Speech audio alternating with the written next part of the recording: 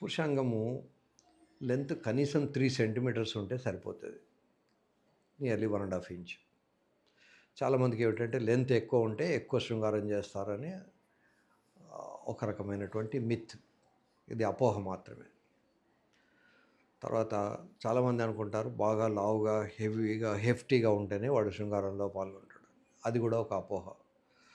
సన్నగా ఉన్నవాడు కూడా చాలాసార్లు శృంగారంలో ఎక్కువ ఉత్సాహంగా పాల్గొనే అవకాశం ఉంటుంది. నిజానికి లావుగా ఉన్నవాళ్ళు తొందరగా అలసిపోతారు, వాళ్ళకి ఆయాసం వస్తూ ఉంటుంది. కనుక లావుగా ఉన్నవాళ్ళ కన్నా కూడా మామూలుగా ఉన్నవాళ్ళే ఎక్కువ శృంగారం చేయగలరు.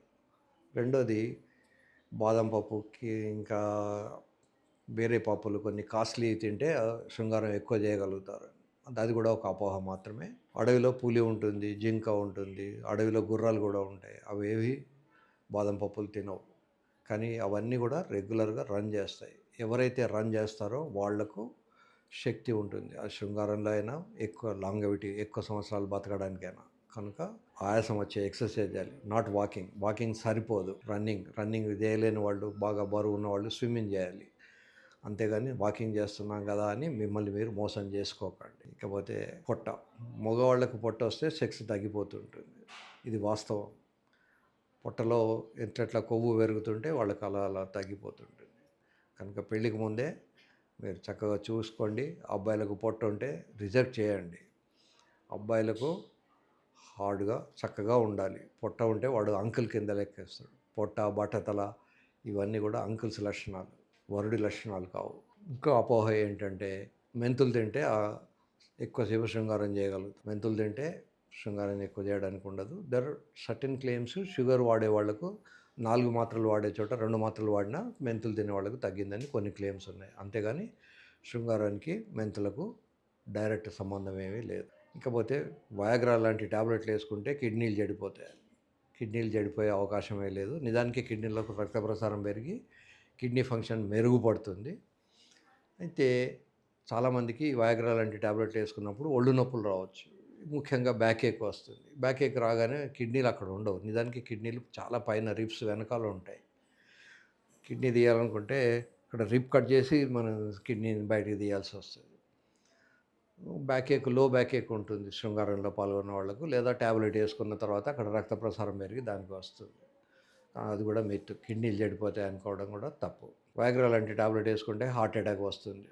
వయాగ్రా లాంటి ట్యాబ్లెట్ వేసుకుంటే హార్ట్ అటాక్లు ఏమీ రావు.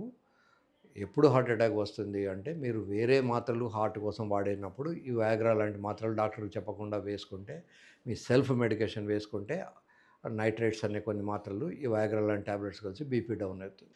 కాకపోతే కొద్దిమందికి వయాగ్రా లాంటి ట్యాబ్లెట్స్ వల్ల స్పృహ కోల్పోవడం కానీ, కళ్ళు కనబడకుండా ఉండడం కానీ, విజువల్ డిస్టర్బెన్సెస్ కానీ, చాలామందికి పొట్టలో డిస్టర్బెన్సెస్ ఇవన్నీ ఉంటాయి. ఇవన్నీ షార్ట్ లివ్డ్, తలనొప్పి రావడం ఇవన్నీ కూడా. ఇవి లాంగ్ రన్లో పెద్దగా డ్యామేజ్ ఏం కాదు. ఒకసారి స్టెంట్ పడితే వాడు ఈ జీవితాంతం వాడు మళ్ళీ సెక్స్ చేయకూడదు. ఇది కూడా ఒక మిత్. స్టెంట్ పడకముందు అతను పేషెంట్, స్టెంట్ పడిన తర్వాత ఈజ్ ఎ నార్మల్ పర్సన్. స్టెంట్కి ఎందుకు వేస్తారు అంటే హార్ట్ రేటుకు సరిపోయినంత బ్లడ్ సప్లై లేనప్పుడు స్టెంట్ వేయడం వల్ల రక్త ప్రసారం పెరుగుతుంది. ఒకవేళ స్టెంట్ బాగా పనిచేస్తే అతను పేషెంట్ కాదు, అతనికి పేషెంట్ అంతకుముందు పేషెంట్ ఇప్పుడు నార్మల్ అవుతాడు. కనుక శృంగారంలో పాల్గొనడం మంచిది. నిజానికి శృంగారం అనేది ఒక రకమైనటువంటి రన్నింగ్ లాంటిది. రన్నింగ్ చేసే ఏ వ్యక్తి కూడా ఆరోగ్యం చెడిపోవడం అంటూ ఉండదు. మీరు అరగంట సేపు రన్నింగ్ చేసిన, 5 నిమిషాలు శృంగారంలో పాల్గొన్న బాడీ మొత్తం కూడా యాక్టివేట్ అవుతుంది. రెండో మిత్ ఏమిటి అంటే డయాబెటీస్ ఉన్న వాళ్ళకు వయాగ్రా ట్యాబ్లెట్ వాడకూడదు. డయాబెటీస్ ఉన్నవాళ్ళు కూడా వాడుకోవచ్చు. నాకు వచ్చే పేషెంట్లలో 100కి 98 మందికి డయాబెటీస్ ఉంటుంది. తర్వాత డయాబెటీస్ ఉన్న వాళ్ళకు పుండు మానదు కనుక వాళ్ళు పినైల్ ఇంప్లాంట్స్ సర్జరీ చేసుకోకూడదు. ఇది మిత్. ఈ కాలంలో మనకు డయాబెటీస్ కంట్రోల్కు మంచి మందులు వచ్చాయి. కొత్త మందులు వచ్చినాయి. మనకు హైదరాబాద్లో ఎండోక్రైనాలజిస్టులు ఉన్నారు. ఆల్మోస్ట్ అన్ని సిటీస్లో నోడేస్ ఎండోక్రైనాలజిస్ట్ అవైలబుల్ ఉన్నారు. వాళ్ళ దగ్గర మంచి ట్రీట్మెంట్ చేసుకొని షుగర్ కంట్రోల్లో పెట్టుకొని మీరు చక్కగా సర్జరీ చేసుకోవచ్చు. ఇంప్లాంట్ సర్జరీ అయినా చేసుకోవచ్చు, ఇంకే సర్జరీ అయినా కూడా చేయించుకోవచ్చు. పుండు మానకపోవడం అనేది ఏమి ఉండదు. తర్వాత మంచి యాంటీబయాటిక్స్, కొత్త యాంటీబయాటిక్స్ కూడా మార్కెట్లో వచ్చాయి. కనుక మీరు నిశ్చింతగా సర్జరీ చేసుకోవచ్చు. స్టెంట్ పడ్డ వాళ్ళైనా, ఈవెన్ ఓపెన్ హార్ట్ సర్జరీ అయిన వాళ్ళైనా టాబ్లెట్స్ వాడుకోవచ్చు. టాబ్లెట్స్ పనిచేయకపోతే ఇంప్లాంట్ సర్జరీ కూడా చేయించుకోవచ్చు.